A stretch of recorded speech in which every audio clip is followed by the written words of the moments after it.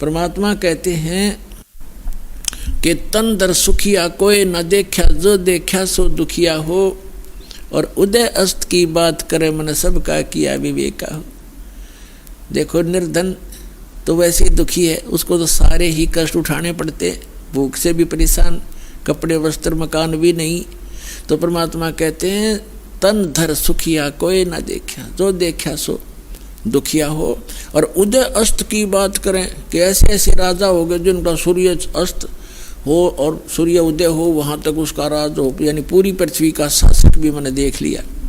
और ब्रह्मा विष्णु महेश को भी देख लिया, ये भी सुखी नहीं। और आप इस लोक में एक कोठी एक फैक्ट्री ला ली तो आप इसी में सुख मान लिया। एक कार ले ली को 1 सेकंड का भरोसा नहीं, वह कार ले डूबे, पूरे परिवार का नाश हो जाए।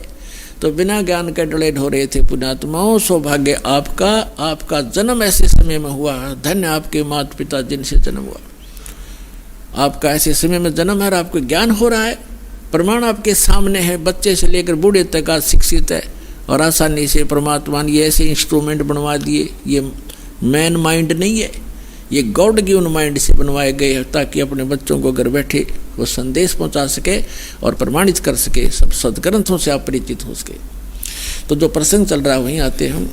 तो परमात्मा कहते हैं हमने तन दर सुखिया कोई ना देखा, जो देखा सो दुखिया हो। उदयस्त की बात करें मैंने सबका किया विवेका हो। कहते हैं घाटे बाधे लाभ हानि में सारे दुखिया।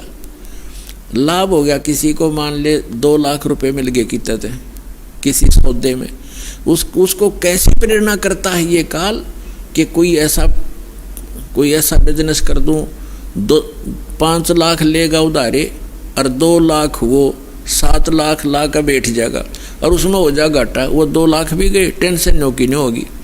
वो लाभ था वो भी टेंशन में बदल गया। और घाटे में तो दुख होता ही होता है। कहते हैं घाटे बाधे, घाटा माने हानि और बाधा माने लाभ। लाभ हानि में भी दुख है। घाटे बाधे सब जग दुखिया और के गृहस्थी बैरागी हो। सुखदेव ने इस दुख के डर से गर्भ में माया त्यागी हो। फिर बताते हैं कि जंगम दुखिया जोगी दुखिया तपस्वी को दुख दूना हो। आस्था तृष्णा सब में व्यापत कोई मैल नहीं सुनना हो। फिर परमात्मा कहते हैं कबीर परमेश्वर जी कि साच कहूँ तो जग नहीं माने, पर भाई झूठ कही ना जाई हो। ये ब्रह्मा विष्णु शिव जी दुखिया जिन ये राह चलाई हो। पुण्यात्मा आज से 700 वर्ष पहले कोई ये कहे कि ब्रह्मा विष्णु महेश नासवान हैं, ब्रह्मा विष्णु महेश महादुखी हैं, तो सिर फुड़वाने वाली बात थी। क्योंकि आज इतना शिक्षित समाज है, स्वतंत्र भारत है और प्रजातंत्र है, उसके अंदर दास के साथ कितने जुल्म हो गए। या साचीकरण में झूठे मुकदमे बना दिए, जेल में डाल दिया हैं और रोज लाठी ठाठाओं या 1.5 आदमी। क्यों? उनकी रोजी रोटी बंद हो गई, उनका ज्ञान समाप्त हो गया। पर जीखे बात नहीं बने, ये तो स्वीकार करना पड़ेगा क्योंकि जग जनता शिक्षित है। तो 600 वर्ष पहले ये बातें कहा करते परमात्मा के साथ, कैसे कह तो लेते कबीर जी की। कभी आने वाले समय में आपको सुनाएंगे वो कहानी परमात्मा के साथ। परमात्मा ने हमें 600 वर्ष पहले ये जानकारी देना चाहा था, जो दास उन्हीं की दी हुई आज आपके रूबरू कर रहा हूँ और सदग्रंथों से मेल कर रहा हूँ कि सदग्रंथों में भी लिखा था और भगवान भी बताया करते थे। लेकिन ये अज्ञानी संत ऋषि महर्षि आचार्य और शंकराचार्यों ने हम तक ये ज्ञान आने नहीं दिया, विरोध करा दिया, हमें मूर्ख बना दिया और हमें हमारे सभी पूर्वजों को पशु बनवा दिया, भूत बनवा दिया और नरक बना दिया उनका जीवन। अब जैसे श्री देवी भागवत के प्रथम स्कंद में सचित्र मोटा टाइप गीता प्रेस गोरखपुर से प्रकाशित के 28-29 पृष्ठ पे व्यास जी पूछ रहे हैं नारद जी से। नारद जी बता रहे हैं कि मेरे पिता ब्रह्मा जी ने देखा कि विष्णु जी हठ योग कर रहे थे, समाधि लगाए बैठे थे। ब्रह्मा जी ने पूछा विष्णु जी से कि आप तो सर्वेश्वर हो, आप तो सारी उत्पत्ति करता हो, सबके मालिक हो, आप किसकी भक्ति कर रहे हो? तो विष्णु जी कहते हैं कि मैं अधिक समय तक ज़्यादातर मैं तप करता हूँ, तप के बाद फिर मैं राक्षसों को मारने में लगा रहता हूँ, उनके साथ युद्ध करता हूँ। कुछ थोड़ा बहुत समय मिलता है तो लक्ष्मी जी के साथ, और फिर कहते हैं मैं देवी की पूजा करता हूँ, देवी की, दुर्गा की। और मेरे स्पिरिचुअल नॉलेज में, मेरे अध्यात्म ज्ञान में जितना मुझे ज्ञान है, इस देवी से ऊपर कोई भगवान नहीं। तो इससे ये सारा कंसेप्ट क्लियर हो गया। ना नारद जी ने ज्ञान, ना व्यास जी को ज्ञान, ना ब्रह्मा जी को ज्ञान, और ना विष्णु जी को ज्ञान। और विष्णु जी कितने सुखी, कहते पहले तप करता हूँ, बैटरी चार्ज करता है, सिद्धियां प्राप्त करके फिर राक्षसों से लड़ता है, वो सिद्धियां भी समाप्त हो जाती हैं, फिर तप करना पड़ता है। और थोड़ा बहुत समय मिलता है तो थोड़ी बहुत देर लक्ष्मी के पास बैठ उठ लेता हूँ, नहीं तो फिर यही क्रिया में लगा रहता हूँ। तो खाक सुख है। और श्री कृष्ण उर्फ श्री रामचंद्र जी यहाँ आए थे पृथ्वी पर, उनका एक पल भी सुखी नहीं। बचपन से ही विवाह होते ही वनवास हुआ, सीता का अपहरण हुआ, रावण के साथ लट्ठम लट्ठा। आते ही सीता वापस ले आए, करोड़ों आदमी मरवा के। आती फिर घर से निकाल दी गर्भवती पत्नी, पति बच्चे कहीं, आप कहीं। वो जीव सुखी नहीं हो सकता चाहे कितनी बात बनावे। जिसका परिवार कहीं जंगल में पता नहीं वो मर रहा है या भूखा है या प्यासा है, और स्वयं से राजा के राष्ट्रपति बन जा। वो तो एक यहूदा के राजा थे, छोटे से टुकड़े के। उसके बाद श्री कृष्ण रूप में जन्मे। श्री कृष्ण का जीवन देख लो, कहाँ सुखी हुए। जेल में जन्म हुआ, मामा दुश्मन बन गया, कहीं कभी कहीं छुपाया उनको, कभी कहीं छुपाया। फिर कभी जरासिंह मारने आ रहा है, कभी कोई आ रहा है, कोई शिशुपाल दुखी कर रहा है। पर यहाँ से छोड़कर मथुरा को वहाँ एक द्वारका बनानी पड़ी, बहुत दूर जाके नालायक लोगों से टाइम पास किया। और लास्ट में पूरा परिवार कुल नाश हो गया उनका, पूरा यादव कुल उनकी आंखों के सामने कट के मर गए, लड़के।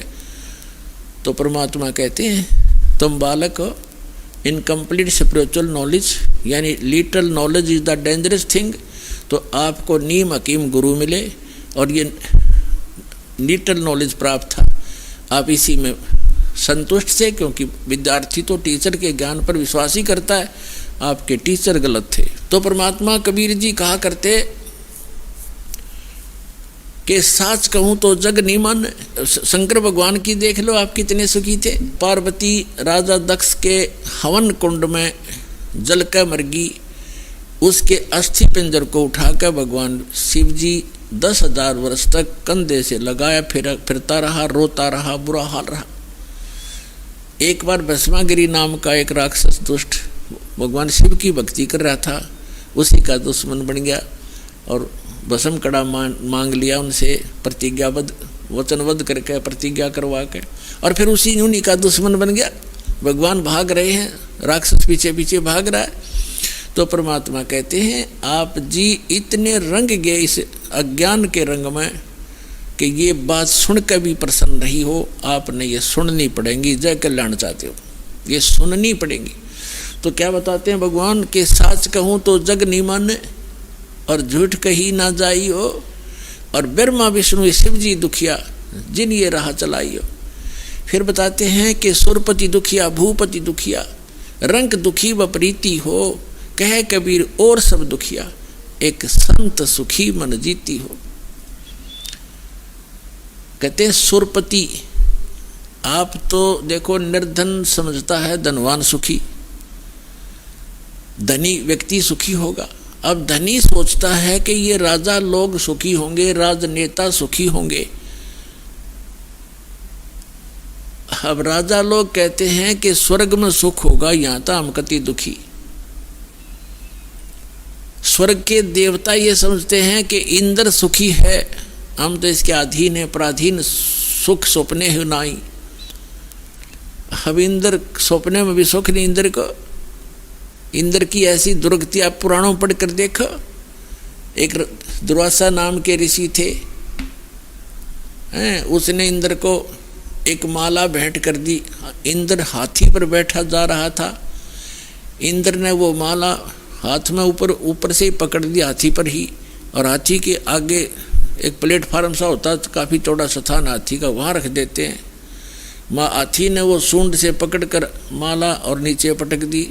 इस बात से दुर्वासा ऋषि कुपित हो गए और श्राप दे दिया इंद्र को कि तेरा सब वैभव नष्ट हो जाएगा। अब कुछ दिनों के बाद राजा वो इंद्र निर्धन हो गया, उसका राज राक्षसों ने लूट लिया, वो जंगल में भाग गया कि तो छुप कर टाइम पास किया। और भी पता नहीं कितनी कथाएं इस इंद्र के बारे में, बहुत कहने। इसका एक बार एक ऐसी बीमारी लाग गई तो परमात्मा कहते हैं सुरपति दुखिया भूपति दुखिया रंक दुखी बपरीती हो, कहे कबीर और सब दुखिया एक संत सुखी मन जीती हो, संत सुखी मन जीती हो। तन दर सुखिया कोई न देखा, जो देखा सो दुखिया हो। उदय अस्त की बात करते हैं, मन सबको कियो विवेका हो, सबका किया विवेका हो। सुरपति दुखिया, भूपति पूरी पृथ्वी का मालिक भी दुखिया, राजा दुखिया। और रंग दुखी बपरीती हो, रंग निर्धन तो स्वाभाविक दुखी है। फिर परमात्मा कहते हैं कहे कबीर और सब दुखिया एक भक्त संत सुखी मन जीती हो। जिन्होंने अपने मन को जीत लिया केवल वही सुखी हो सकता है, और कोई प्राणी इस पृथ्वी 21 ब्रह्मांड में सुखी नहीं। अब मन जीती कौन होगा? अब मन को जीतना कोई बालकों का खेल नहीं है। मन को कोई रोक भी नहीं सकता। गीता ज्ञानदाता ने अर्जुन से कहा कि मन को जीत के इंद्रियों को काबू करे। तब अर्जुन ने कहा कि हे भगवान, इस मन को जीतना तो बड़ा कठिन है। तो गीता ज्ञानदाता भी इसी बात पर कहता है कि इस मन को रोकना तो अर्जुन वायु को रोकने के समान है। तो यहाँ परमात्मा ने जो अध्यात्म जो कंप्लीट स्पिरिचुअल नॉलेज है, संपूर्ण अध्यात्म ज्ञान है, जिसको तत्व ज्ञान कहा है, उस सूक्ष्म वेद में परमेश्वर ने बताया है कि इस मन को रोका नहीं जा सकता, इसकी दिशा बदली जाती है। और जिस स्पीड से ये बुराइयों में ग्रस्त है, जिस स्पीड से बुराई कर रहा है, धन जोड़न में कति समर्पित है, या शराब पीने में लगा हुआ है, या कोई और डाकू बन गया है, चोरी करने में पूरा जो है स्पीड खींच रहा है, इसकी दिशा बदल दी जाती है इस तत्व ज्ञान से। अब आगे बताएंगे, आज के प्रसंग में यही होगा।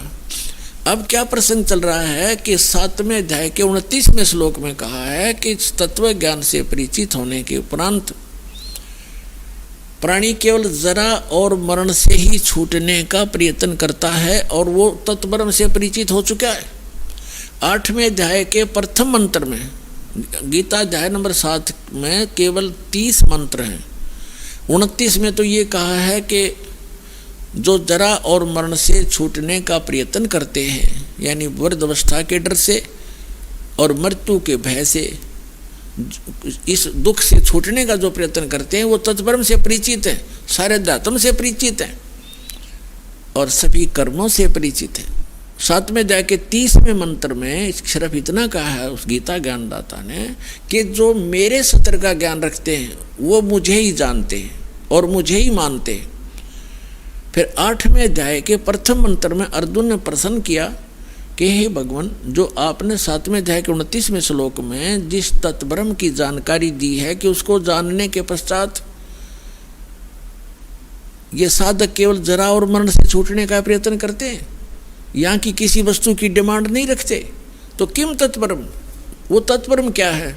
8वें अध्याय के 30वें श्लोक में श्रीमद् भगवत गीता में गीता ज्ञानदाता ने कहा कि वो परम अक्षर ब्रह्म है, यानी गीता ज्ञानदाता से अन्य है और वो तीसरे नंबर का प्रभु है। अब हम फिर आते हैं गीता अध्याय नंबर 15 के श्लोक 16 और 17 पर। श्रीमद् भगवत गीता अध्याय नंबर 15 के श्लोक नंबर 16 में दो पुरुष, सरपुरुष और अक्षर पुरुष, इन्हीं को सरब्रह्म भी कह सकते हैं, इसको अक्षर ब्रह्म भी कहते हैं, इनके अन्य पर्यायवाची नाम हैं। और गीता अध्याय नंबर 15 के श्लोक 16 में कहा कि दो पुरुष हैं, एक सरपुरुष और एक अक्षर पुरुष, और ये दोनों नाशवान, इनके अंतर्गत जितने प्राणी हैं वो भी नाशवान, जीव आत्मा तो किसी की भी नहीं मरती, हो तो कुत्ते की भी ना मरती, गधे की भी नहीं मरती। इसके तुरंत पश्चात गीता अध्याय नंबर 15 के श्लोक नंबर 17 में गीता ज्ञानदाता कहता है कि पुरुषोत्तम तो कोई और है। उत्तम पुरुष कहो चाहे पुरुषोत्तम कहो, पुरुषोत्तम तो कोई और है। उत्तम पुरुष है तू अन्य, ये इन दोनों से कोई और है। सरपुरुष और अक्षर पुरुष से, सरपुरुष कहो सर ब्रह्म कहो, अक्षर पुरुष कहो अक्षर ब्रह्म कहो, इनसे कोई और है, अन्य है, हटकर है, सेपरेट है। और परमात्मा इति उदाहरते, वही वास्तव में परमात्मा कहा जाता है। अपने आत्मा जिस लोक में आप रह रहे हो, कोई फ्लड से मर रहे हैं, कहीं भूकंप आ गया, किसी कोई कैंसर से पीड़ित है, किसी का वैसे एक्सीडेंट में मर जाते हैं, कोई किसी तरह दुखी है, कोई भी टेंशन से फ्री नहीं है, तो जिस लोक में हम रह रहे हैं क्या ये परमात्मा का लोक हो सकता है? परमात्मा का अर्थ होता है श्रेष्ठ आत्मा जो दुख देख नहीं सकता अपने बच्चों का। तो सतलोक है वो स्थान जहाँ परमात्मा का अपना स्थान है। ये तो एक रिजेक्टेड प्लेस है। जैसे फॉर एग्जाम्पल आपको बताएं, पुराने समय में पहले यहाँ भारतवर्ष के अंदर राजा लोग जो दंडित करते थे, कोई नागरिक स्त्री या पुरुष हद से ज़्यादा ही जो अनियमितता रखती थे, ऐसा जुल्म कर देते थे, उनको ऐसी सज़ा देते थे, उनको काला पानी छोड़ दिया दे। काला पानी, वो काला पानी था इंडोमान निकोबार द्वीप, जो समुद्र के बीच में चारों तरफ से घिरा हुआ समुद्र से और अपने भारत से हजारों किलोमीटर दूरी पर।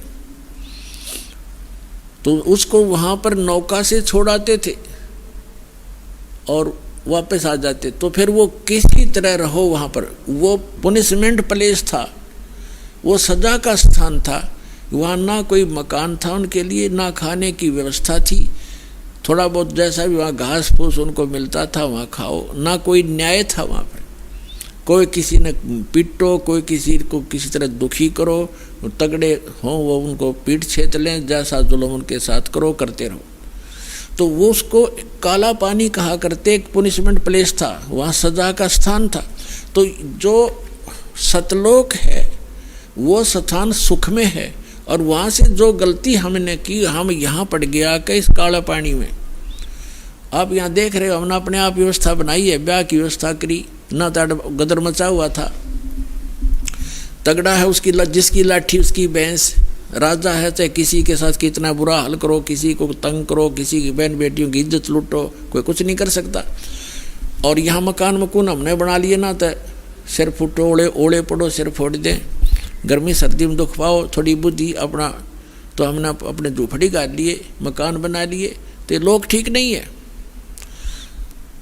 तो यहाँ क्या बताया है कि जो प्रसंग चल रहा है कि ये उस परमात्मा का लोक नहीं है, यह श्रेष्ठ आत्मा का स्थान नहीं है।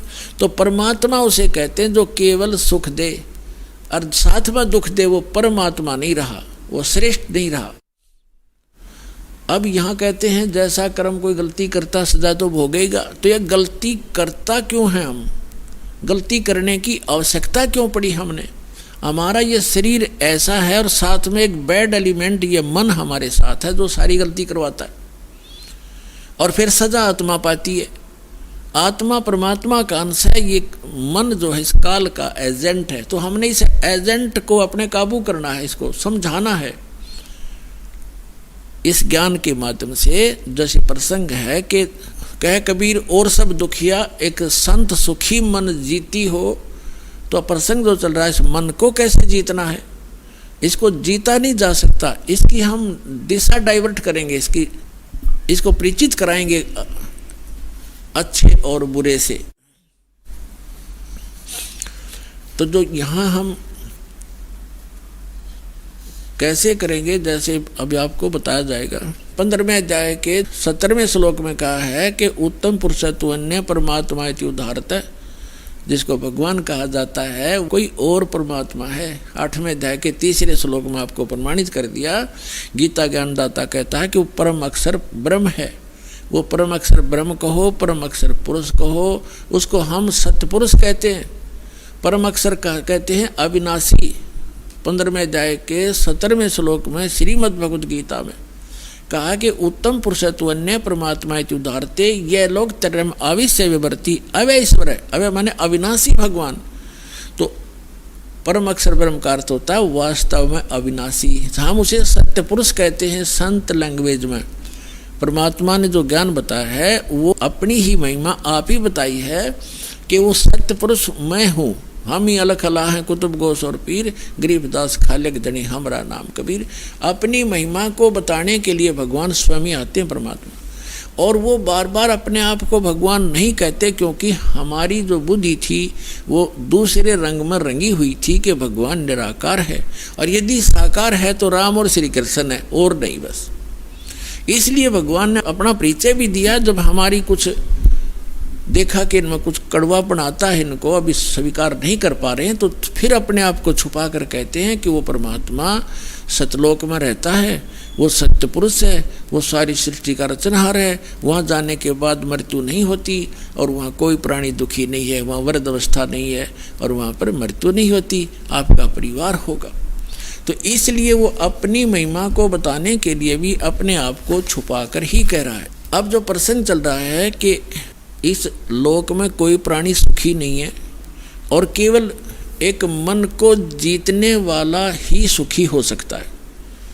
अब मन को जीतना कैसे है, उसके लिए आपको आज का जो सत्संग दास सुनाना चाहा था अब प्रारंभ कर पाऊंगा। अभी तक तो इसकी भूमिका बनी है। आज का सत्संग है कि तीन प्रभुता मान्या करते श्री ब्रह्मा रजगुण, श्री विष्णु सतगुण और श्री शिव जी तमगुण। हम केवल इन्हीं को मानते थे और भूल भटक कर कोई एक आधा कहता था कि कोई ब्रह्म है। ब्रह्म इससे आगे ज्ञान देने वाला इस पृथ्वी पर नहीं हमने पाया, केवल परमात्मा या परमात्मा से परिचित उन महापुरुषों को छोड़कर। उनकी अमर वाणी में ये प्रमाण पहले ही था, उसको हम समझ नहीं सके, बेशक पढ़ते रहे। और फिर तीन पुरुष, इनसे हटकर वास्तव में तीन पुरुष कौन है? सरपुरुष 21 ब्रह्मांड का स्वामी, जिसको ब्रह्म काल कहते हैं, ज्योति निरंजन भी कहते हैं। और दूसरा अक्षर पुरुष, जिसको अक्षर ब्रह्म भी कहते हैं, जो 7 शंख ब्रह्मांड का स्वामी है। 7 शंख, नील, पद्म, शंख, ये गणित की रीति से समझा जा सकता है। और तीसरा जो परम अक्षर ब्रह्म है, गीता अध्याय नंबर 8 के श्लोक नंबर 3 वाला, गीता अध्याय नंबर 15 के श्लोक नंबर 17 वाला, वो असंख्य ब्रह्मांड का स्वामी। असंख्य यानी इंक्लूडिंग सरपुरुष एंड अक्षर पुरुष, इन सब के ऊपर जिसकी प्रभुता है उसको वासुदेव कहते। वासुदेव माने सबके ऊपर जिसकी प्रभुता है वो वासुदेव है। वेदों में वासुदेव जो शब्द है वो पूर्ण परमात्मा के लिए है। और हमारे ऋषि महर्षि हमारे बच्चों के नाम वेदों के आधार से ही रखा करते थे। लेकिन जैसे आज कोई रामचंद्र नाम रखे हुए अपने बच्चे का, अच्छी बात है, रामचंद्र एक अच्छा नाम है, लेकिन वो रामचंद्र थोड़ा ही हो सकता, उसका बच्चा जो दशरथ का पुत्र था। तो शुभ नामों से हम अपना नाम अपने बच्चों का रखते रहे। इसी प्रकार जो श्री कृष्ण जी को वासुदेव हम माना करते थे, श्री कृष्ण वासुदेव नहीं थे, उनके पिताजी का नाम था वासुदेव और वेदों से लिखा हुआ था। लेकिन वासुदेव का जो डेफिनेशन है वो है कि सब के ऊपर जिसका वास हो वो प्रभु।